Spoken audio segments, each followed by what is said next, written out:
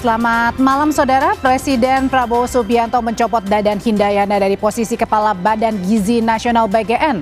Dua wakil BGN yakni Lodewijk Pusung dan Sony Sonjaya juga ikut dicopot. Dan sebagai gantinya Nani Sdeyang yang sebelumnya menjabat sebagai Wakil Kepala BGN, kini mengisi jabatan Kepala BGN. Yang mengejutkan, Kejaksaan Agung baru saja menjemput dan menahan mantan Kepala BGN Dadan Hindayana beserta dua ex-wakil BGN. Itu jadi menu utama Sapa Indonesia Malam beserta informasi lainnya soal kasus ijazah Jokowi yang kini memasuki tahap penyerahan barang bukti dan tersangka ke Kejaksaan. Polda memastikan berkas perkara Roy Tiva sudah lengkap. Namun kubu Roy menilai pernyataan Polda tidak jelas karena tidak dilengkapi surat resmi dari Kejaksaan Tinggi DKI Jakarta. Dua informasi itu dan informasi lainnya akan tersaji dalam Sapa Indonesia Malam. Saya Rade Saputro. Dan saya Audrey Chandra, kita buka Sapa Indonesia Malam hari ini.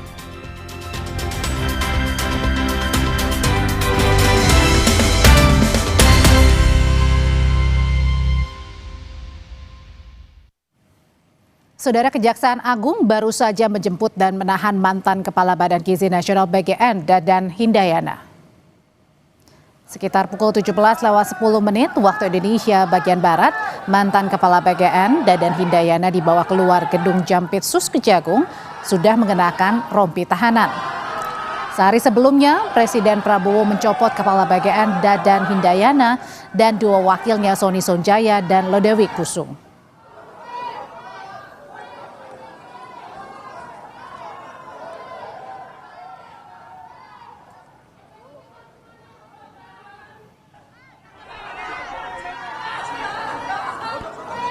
Selain Dadan, dua mantan wakil Kepala BGN Sony Sonjaya dan Lodewijk Pusung juga ditahan. Sejak dini hari tadi, Kejaksaan Agung telah melakukan penggeledahan di kantor Badan Gizi Nasional.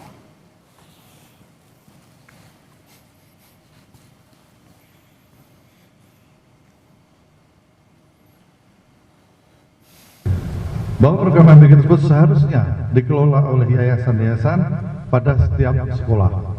Namun pada faktanya, yayasan-yayasan yang ditunjuk sebagai mitra SPPG merupakan yayasan yang dijadikan sarana untuk kejahatan dan terafiliasi dengan pejabat atau pegawai BGN yang tidak memenuhi syarat untuk menjadi mitra SPPG.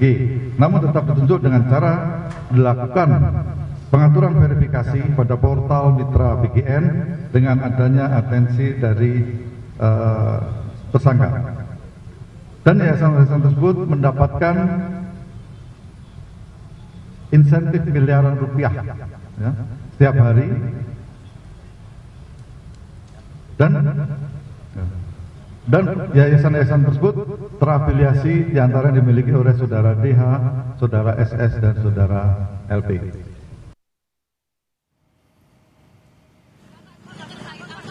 Kejaksaan Agung menetapkan Dadan Hindayana dan dua ex-pimpinan BGN lainnya sebagai tersangka korupsi tata kelola MBG.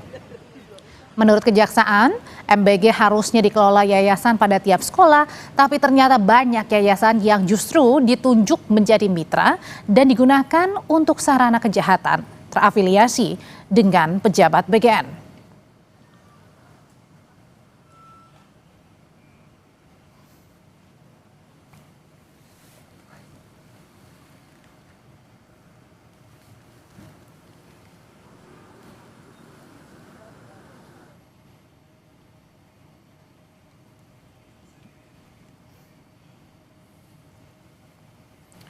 Dan untuk mengetahui perkembangan terkini di lokasi penggeledahan kantor BGN, saat ini sudah bergabung jurnalis Kompas TV Zevanya Situmeang dan juru kamera Denny Yosua. Lalu juga ada jurnalis Kompas TV Niputu Trisnanda dan juru kamera Febri James di gedung Kejaksaan Agung. Kita akan ke Zevanya terlebih dahulu. Z, apa proses penggeledahan sekarang masih berlangsung di sana dan barang bukti apa saja yang disita Kejagung di sana?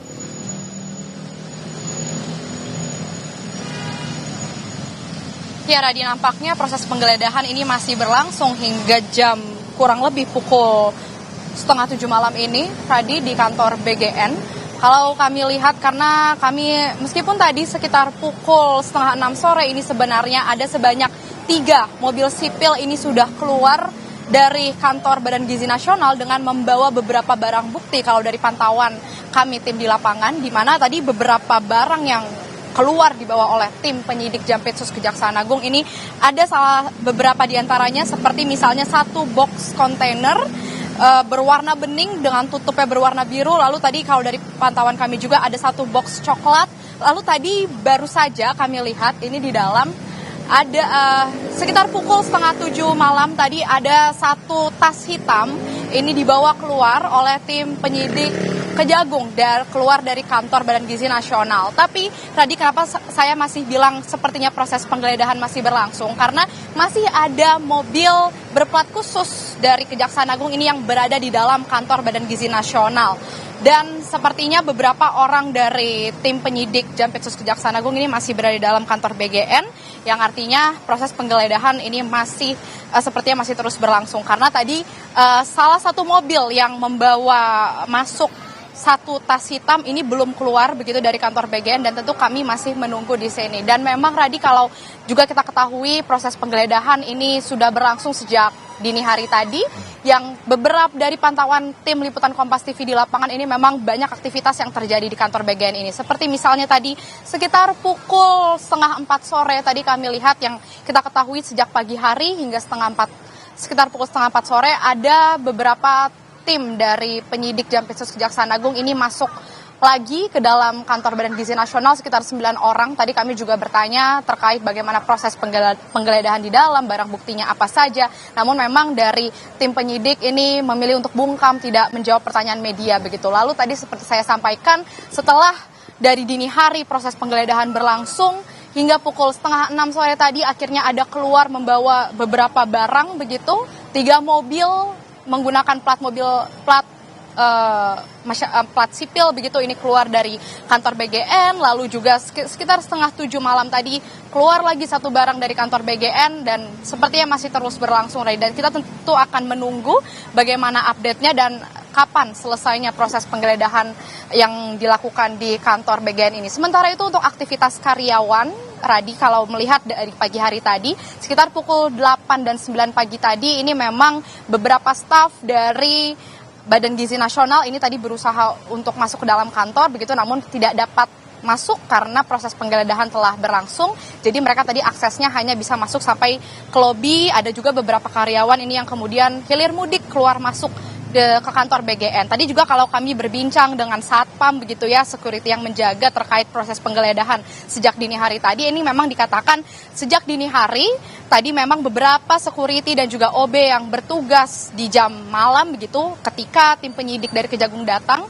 beberapa alat komunikasi mereka seperti telepon genggam ini memang disita juga oleh tim penyidik begitu ya. Jadi prosesnya memang sudah panjang sekali, Radi, dan tentu kita akan tunggu bagaimana update kelanjutannya. Kembali ke studio. Ya, proses panjang dari dini hari tadi dan sampai sekarang, sampai detik ini tadi Zefani mengatakan proses penggeledahan masih berlangsung sepertinya ya, karena masih hilir mudik penyidik keluar masuk ke gedung BGN tadi di Jakarta. Dari Zevanya kita akan bergeser ke gedung Kejaksaan Agung. Di sana ada Putu Tisnanda, jurnalis Kompas TV. Putu, kasus sebenarnya yang menjerat ketiga ex-pimpinan BGN ini apa sebenarnya? Kalau tadi kan memang ada dugaan tindak pidana korupsi, tapi tepatnya apa dan bagaimana modusnya, dan kira-kira berapa besar kerugian negara yang ditaksir? Karena tadi Direktur Penyidikan Jampitsus Kejaksaan Agung belum secara eksplisit, secara rinci begitu merinci kerugian negara yang ditaksir. Ya, masih dihitung sampai dengan saat ini, Radi dan juga saudara, kalau bicara soal kerugian negara, karena kalau dilihat tadi juga disampaikan dalam konferensi pers, ada banyak sekali yayasan yang terafiliasi dan diduga ini dimiliki secara langsung begitu ya oleh Dadan Hindayana, ex-kepala BGN, kemudian juga 2 wakilnya begitu.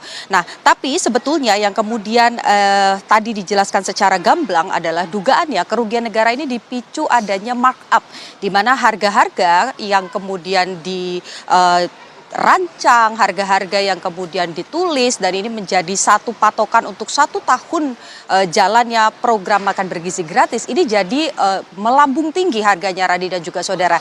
Di antaranya ada beberapa poin tadi yang disampaikan, proses penaikan harga ataupun juga markup yang dilakukan oleh ketiga tersangka, yaitu yang pertama adalah pengadaan motor listrik sebanyak 21.801 unit yang kalau dirupiahkan begitu anggarannya ini mencapai 1 triliun rupiah. Dan diduga harga ini pun ketika kemudian diajukan ini ada kenaikan harga yang tidak sesuai begitu.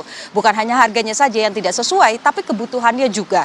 Kemudian yang kedua adalah pengadaan 32.000 pasang sepatu yang tidak sesuai juga dengan ketentuan dan juga adanya markup anggaran. Kemudian yang ketiga adalah pengadaan tablet sebanyak 31.000 dan juga pengadaan televisi 75 inch sebanyak 5.400 unit yang tidak sesuai dengan ketentuan dengan adanya markup. Jadi sebetulnya kerugian negaranya ini masih dihitung karena ini baru dari beberapa yayasan saja kalau kita mendengarkan dengan seksama begitu ya, Radi dan juga saudara, tadi yang disampaikan oleh Dirdik Jampitsus. Kerugian negaranya masih dihitung, yayasan yang kemudian selidiki juga masih terus dihitung, termasuk proses penggeledahan. Tadi sepertinya rekan kita bersama begitu ya, Zefanya Situmorang juga menjelaskan bahwa proses penggeledahan masih berlangsung. Betul, dan itu bukan hanya di kantor BGN saja, Radi dan juga saudara, tapi ada juga di kediaman dari masing-masing tersangka, di aset-asetnya begitu, karena memang kalau kita lihat begitu, tadi saya juga sempat menerima video di mana di dalamnya ada proses penggeledahan di kediaman dari ex kepala BGN Dadan Hindayana, di mana di situ bukan hanya dokumen, kemudian barang-barang elektronik saja, tapi juga ada jam yang juga turut disita, kemudian juga ada 1 kendaraan yang nampak diperiksa oleh penyidik. Artinya memang ini masih dalam proses penyidikan, masih berlangsung begitu, penggeledahan masih berlangsung, sehingga total kerugian negara dan juga hal-hal yang kemudian menjadi barang bukti ini masih terus digali oleh pihak penyidik. Kalau kita lihat sprindiknya ini sudah keluar dari tanggal 29 Mei, tapi memang proses penyelidikan ini baru dimulai sekitar 1 pekan yang lalu. Jadi memang kalau kita lihat prosesnya ini sangat cepat sekali, bagaimana kemudian proses dugaan pertama adanya pelanggaran pengadaan di tubuh BGN ini muncul begitu, sampai dengan adanya surat penyidikan ditandatangani oleh Kejaksaan Agung sampai dengan akhirnya penetapan 3 tersangka ini. Tadi saya juga sempat bertanya, apakah kemudian ada kemungkinan tersangka bukan hanya datang dari BGN pusat saja, yaitu kepala BGN, kemudian wakil BGN juga kan sekarang sudah berstatus sebagai tersangka. Apakah kemudian SPPG dan juga yayasan-yayasan yang menaungi SPPG tersebut juga bisa menjadi tersangka karena adanya markup dan juga terafiliasi begitu ya dengan para tersangka. Tadi disampaikan proses penyidikan masih berlanjut, artinya kan tersebut masih terbuka, Radi dan juga saudara. Jadi kita masih menantikan, tapi satu hal yang jelas tadi saya juga mengikuti secara langsung 3 tersangka ketika kemudian keluar dari gedung Jampitsus ini tidak menyatakan satu kata pun, tidak menyatakan pembelaan, tidak menyatakan rasa sesal begitu. Tapi kalau kita lihat keyakinan dari penyidik Jampitsus diharapkan tentu saja mengingat makan bergizi gratis adalah salah satu program prioritas dari Presiden Prabowo Subianto. Tentu saja harapannya adalah proses penyidikan ini bisa setuntas-tuntasnya, termasuk jika hal yang sama atau modus yang sama ini juga terjadi di SPPG lain. Radi. Kerugian negara masih ditaksir, tapi yang pasti tadi Direktur Penyidikan Jampitsus Kejaksaan Agung Republik Indonesia mengatakan bahwa ada upaya memperuntung atau memperkaya diri sendiri begitu ya, dari para mantan pimpinan BGN ini, perharinya bahkan mencapai miliaran rupiah. Ini yang tentu saja bisa terbayangkan ya, sepertinya jumlah kerugian negaranya juga akan fantastis.